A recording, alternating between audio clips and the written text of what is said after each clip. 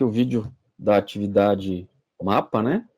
Material de avaliação prática de aprendizagem, sobre a tarefa que vocês têm que fazer. Então, prometi que ia mandar esse vídeo aqui para vocês, deveria ter mandado antes, mas está aqui, vou mandar e vou mostrar a atividade bem descrita para vocês. Então, é a análise de dados de um e-commerce do Brasil, né? Um estudo e determinação dos padrões dos consumidores, né? Da onde que eu peguei essa base de dados? Do Kaggle. Então, Kaggle é bem interessante, porque lá a gente tem muitas pessoas desenvolvendo em cima de bases de dados públicas, né? Essas bases são públicas, são disponibilizadas lá, tem concursos também, e as pessoas podem ficar ranqueadas, né? É bem bacana o Kaggle, vale a pena dar uma pesquisada, dar uma olhada sobre o Kaggle, né? E aí a gente clica aqui no link, né, e a gente vai direto para essa base de dados. Então, só explicando aqui, né, lá a gente vai ter uma tabela CSV para ver que tem informação sobre os vendedores, produtos, os pedidos, os artigos dos pedidos, avaliação de pedidos, pagamentos, geolocalização, né? Então, cada planilha dessa tem informação sobre esses assuntos aqui. E aí você pode baixar todas, se você quiser depois, e trabalhar em cima dessas planilhas, tá certo? Não há necessidade aqui, né? Então, vou frisar novamente. Para nós, a nossa atividade está focada em cima só de produtos, tá bom? Por que focada só em produtos? Porque é uma atividade inicial para que você possa ter um gostinho aqui de como que você pode começar a trabalhar com a ideia de reconhecimento de padrões, ou seja, existem técnicas, né, algoritmos, onde você pode fazer a separação, conseguir ver que alguns dados têm um comportamento diferente de outros. E é assim que a gente usa, né? A ideia é essa, quando a gente quer diferenciar uma imagem da outra, o que a gente faz é pegar aquela imagem, fazer ela virar dados, né, números, né, e aí utilizar um algoritmo para identificar padrões, né? Essa é a grande sacada desse trabalho aqui, tá bom? Então, a primeira coisa que é perguntada aqui, né, com base nos produtos, né, você vai fazer uma discussão, né, vai colocar a sua opinião aqui, ou seja, faça uma breve discussão sobre qual tipo de técnica seria possível aplicar nessa base de dados para reconhecimento de padrões aqui de produtos, tá certo? Eu coloquei consumidores, mas nós mudamos, né? Então, é produtos. Então, como é que eu posso identificar produtos diferentes, né? Então, por exemplo, tem produtos de perfumaria, tem produtos eletroeletrônicos, né? Tem uma coluna que faz essa descrição. Mas lá a gente tem quantidades, ou seja, tem quantidades de produtos que tem outras informações importantes, como, por exemplo, né, as dimensões do produto, a gente tem a massa do produto, ou seja, quantos gramas esse produto tem de massa, né, ou seja, quanto que ele pesa, né? Isso é importante, essas informações são importantes, porque no e-commerce você tem que despachar esses produtos, né? Então isso é bastante importante, são informações bastante importantes, né? Então existem algumas técnicas que podem fazer a diferenciação desses produtos, né? Eu vou falar um pouquinho daqui para frente. Aí depois, no item 2, se você falar assim, olha, tem técnicas para fazer isso, né? Tem técnicas de reconhecimento de diferença de padrões, assim, para dados que não sejam imagens, como a gente trabalhou no curso, né? Então ele vai falar assim no 2, então aplique a técnica descrita por você no item acima aos dados, né? Bom, aí ele vai falar assim no item 3, é possível aplicar um modelo de classificação para os produtos? Então, aí o de vocês está produtos. Deixa eu arrumar aqui de novo. Né? E aí você vai responder sim ou não. Se sim, aplica os dados e mostra os principais resultados. Né? Então, aqui, a gente consegue aplicar. Existem alguns tipos de alguns tipos de algoritmos que a gente pode aplicar. Então, eu vou falar alguns aqui para vocês, tá? Ó. Então, por exemplo, eu posso aplicar aqui o método do caminhos, né? Eu posso aplicar o método, por exemplo, PCA. Posso aplicar o método, por exemplo, LDA. São alguns métodos, né? A gente pode aplicar redes neurais, a gente pode aplicar árvores, o método de Random Forest, né? Então, existem vários tipos, tá certo? Aqui só para dar essa explicação. Dá para você aplicar? Aí você vai ter que dar uma pesquisada para aplicar, né? Ou seja, você vai ter que dar uma corrida um pouquinho para explicar, mas como assim, professor? A gente não fez isso, a gente não aplicou isso. Então, maravilha. Deixa que eu vou mostrar aqui para vocês, então. Tá certo?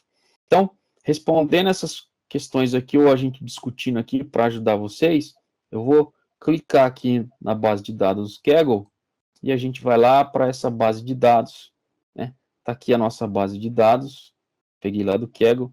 Se você vir aqui, ó, você vai conseguir enxergar essa base de dados que está aqui no cantinho, eu falei isso na aula, né? À noite, né?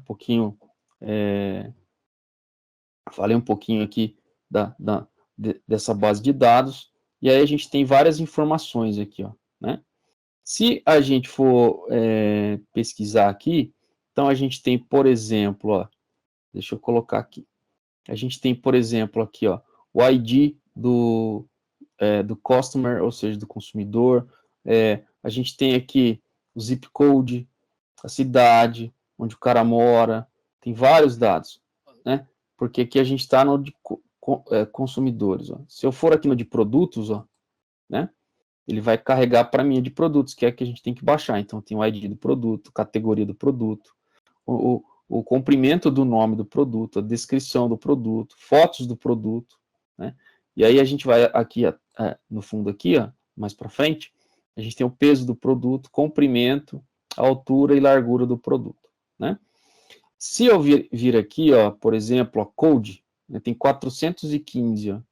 Então, se você clicar aqui, você vai ver que tem uma galera aqui, ó, que fez uma série de análise, e a grande maioria em Python, né? Então, por exemplo, aqui dentro tem vários tipos de análise, né? E o código deles estão aqui. A gente consegue analisar isso daqui, olhar esses códigos. Então, por exemplo, ó, aqui eu vou pegar desse camarada aqui, ó, vamos olhar, ou desse daqui, por exemplo, né? Ó, Brazilian E-Commerce Complete EDA. O que é EDA? É análise exploratória dos dados. Então, vou clicar aqui, é um exemplo só. Posso clicar aqui, por exemplo, ó, né? E aí tem aqui, ó, todo o código dele e que tipo de análise que ele fez, né? Então, por exemplo, ele baixou todas as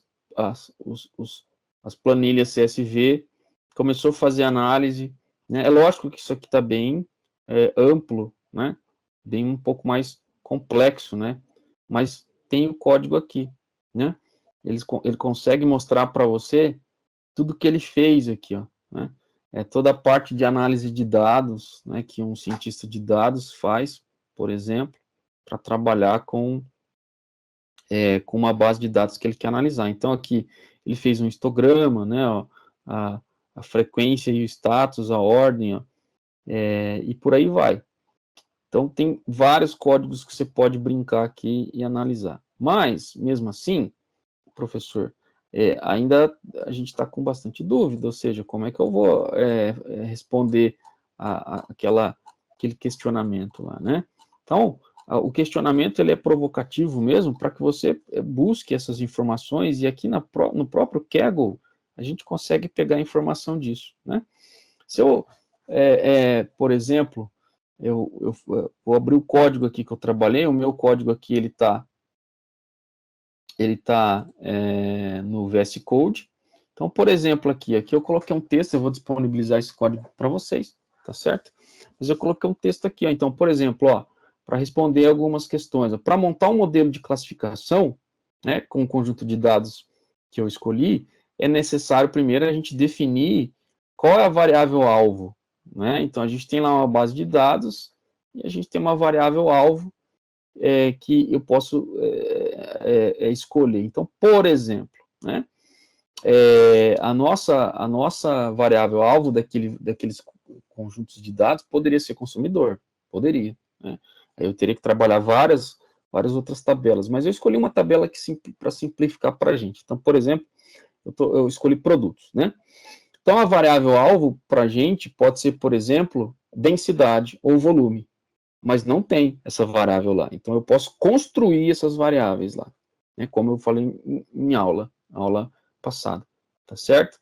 Então, isso é factível, dá para fazer. Depois que a gente identificar essa variável alvo, né? Por exemplo, aqui está a categoria do produto, poderia ser, né? O grande problema é que a categoria do produto ela é uma string. Então, a gente tem que ir lá e alterar essa classificação depois. Ou seja, para cada categoria do tipo string, a gente pode associar um valor numérico para poder fazer conta. Mas isso eu vou explicar depois aqui, tá? E aí, você pode fazer um trabalho de classificação de multiclasse, né? Para isso, você pode utilizar, por exemplo, classificação do tipo árvore de decisão, random forest, gradiente boosting ou redes neurais, por exemplo, tá certo?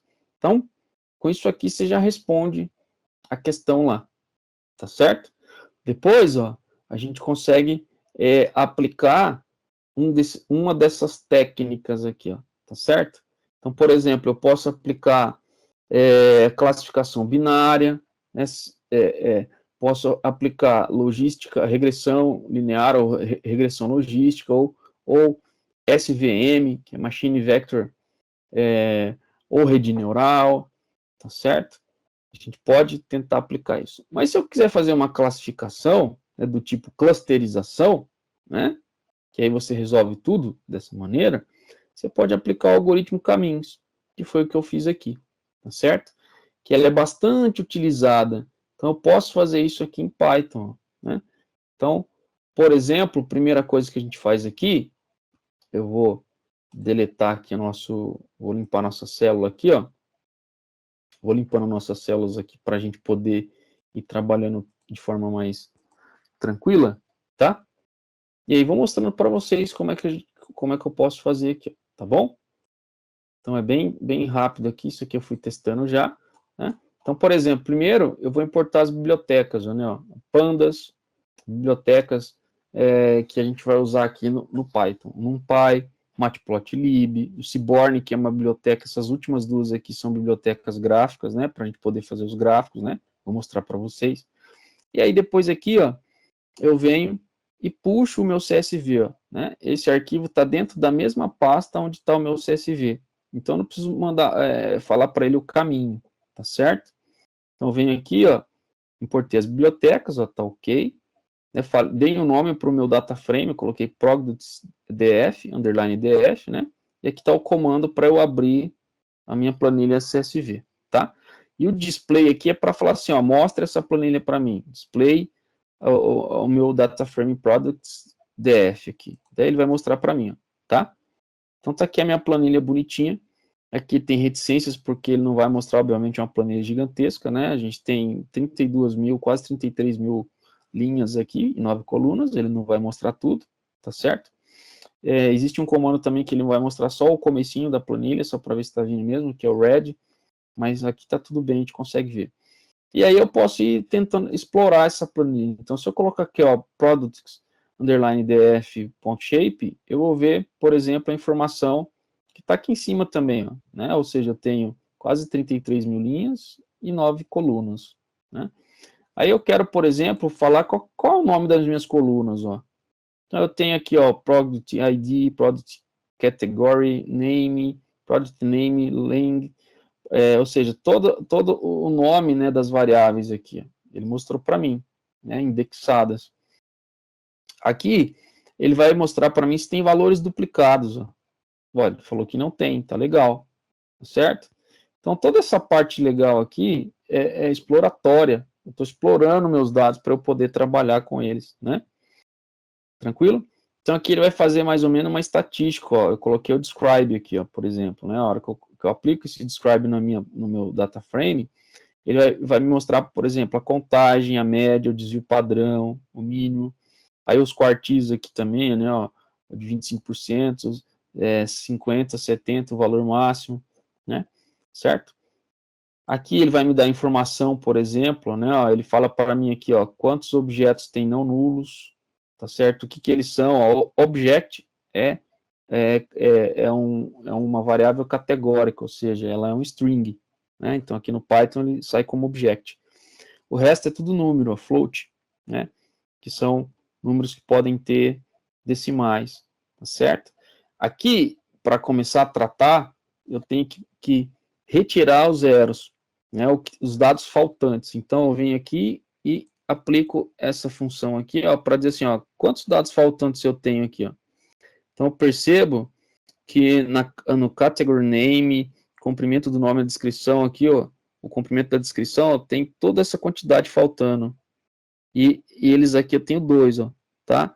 Então, o que a gente faz aqui? A gente monta uma estratégia, eu devia ter feito isso antes, mas a gente tem que tirar esses dados faltantes, né? Para a análise ficar coerente, ficar melhor, né? O que eu fiz aqui, ó? Então, a gente vai tirar esses dados faltantes aqui, ó, tá certo? Aqui, eu criei o volume, uma coluna volume, ó, tá certo? Então, apliquei essas funções aqui, ó, né, ó, que o que é a minha coluna volume? Eu chamei de Product Volume CM3, né? Então, eu peguei aqui, ó, e multipliquei, né, todos os valores das colunas de comprimento, largura e altura. E aí eu vou ter, então, a tabela volume, certo? E a densidade, como é que funciona a densidade? A densidade é o peso dividido pelo volume. Então, depois que eu criei a variável volume, eu posso criar a densidade, porque eu tenho a variável massa. Então, na hora que eu faço isso, ó, aparece aqui então, ó, né, ó, onde eu estou passando o mouse, a variável produto, volume e a densidade.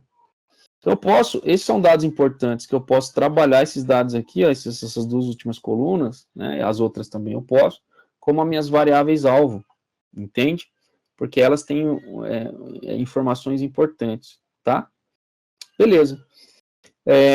E aí, aqui, essa função é a função que eu vou retirar os zeros. Ó. Então, na hora que eu clico aqui, eu vou tirar os zeros.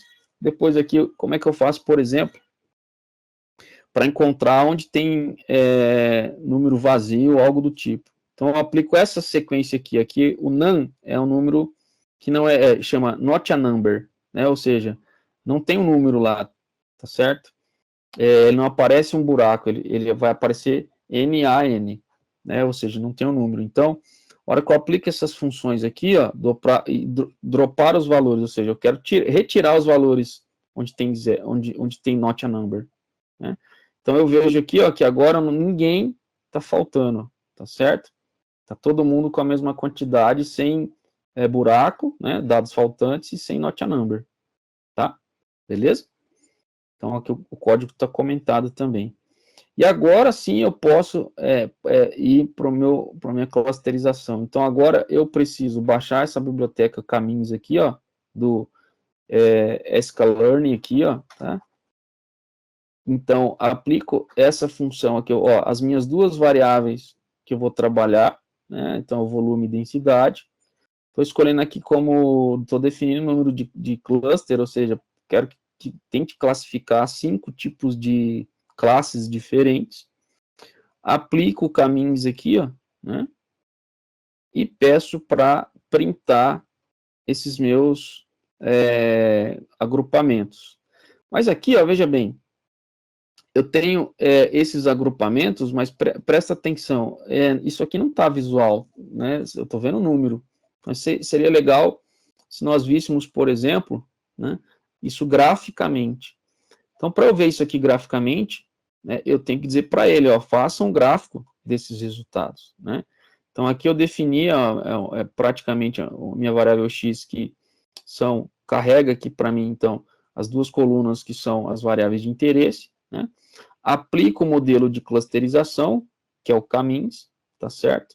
para 5 tipos de grupos diferentes, e coloco aqui o PLT, que é o Matplotlib, né, para ele traçar o gráfico e depois mostrar o gráfico para mim. Então, na hora que eu faço isso, ele vai mostrar um gráfico aqui, ó, e aí eu tenho, por exemplo, uma função o volume dos produtos pela densidade, e aí ele traça aqui, tenta separar os grupos, né? Ó. Então a gente percebe que com esses dados, a gente tem aqui por cores a separação. Então tem um grupo aqui que tem características de volumes altos e densidade baixa, né? O amarelinho aqui também, essa outra cor aqui mais azul, verdinho e o roxo, né? Mas eu posso brincar com isso daqui, eu posso vir aqui e falar, bom, eu não sei, eu acho que essa separação não faz muito sentido, então eu vou falar assim para ele, ó, quero que separe em 3 grupos, talvez 3 grupos tenha mais sentido, ele vai tentar separar em 3 grupos, né? E aí, como que você vai saber qual é o grupo, quantos grupos eu vou ter? Aí entra a parte do experimentador, entra a parte do quem entende da regra do negócio. Se faz sentido eu ter uma separação de 4 grupos, 3 grupos, né? E esse gráfico aqui são dados reais, nós estamos trabalhando com os dados reais, né? Outra maneira que eu posso trabalhar, né, aqui, por exemplo, é fazendo escalonamento. Eu vou escalar esses valores para eu ter sempre os valores, não ter problema de escala aqui, né? Então, por exemplo, se eu fizer isso, será que eu tenho uma diferença considerável? Então, na hora que eu faço isso, eu verifico que eu não tenho uma variação considerável. Então, não é um problema de escala, né? Mas é sempre adequado a gente tentar fazer isso. Eu vou deixar com o mesmo número de classes aqui, ó, tá? Mas a gente percebe que existe uma separação aqui. Eu posso separar um grupo aqui entre produtos que são com uma densidade bastante alta, né, e o grupo que são densidades baixas. Dos que têm densidade baixa, eu posso separar com diferença de volumes. Ó, né? Tem um grupo aqui que tem volumes muito baixos, né? E tem um grupo que o volume vai aumentando até um grupo que tem um volume grande, tá certo?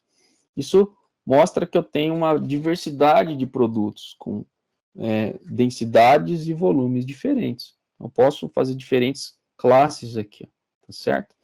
Então a gente verifica que escalonando, fazendo a parte de mexer na escala, a gente não vê tanta diferença assim, né?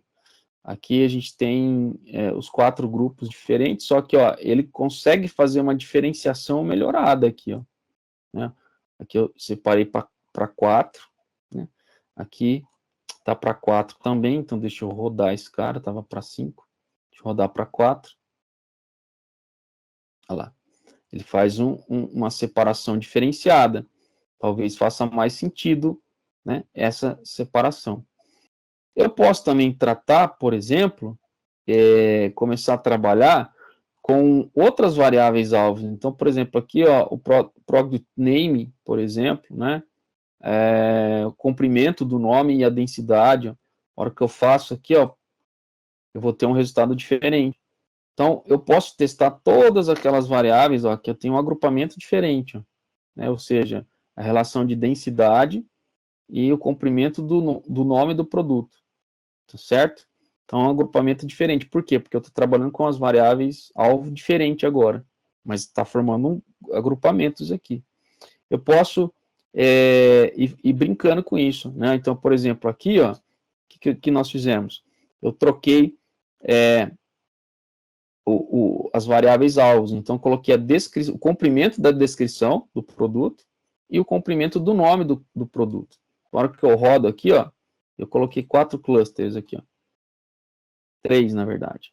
Então, aqui, ó, me parece os grupos mais bem separados. Eu posso colocar 4 aqui, ó, se a gente achar que tem que ser 4, ou seja, da regra de negócio, eu achar que faz sentido ter 4 grupos aqui de importância, tá certo?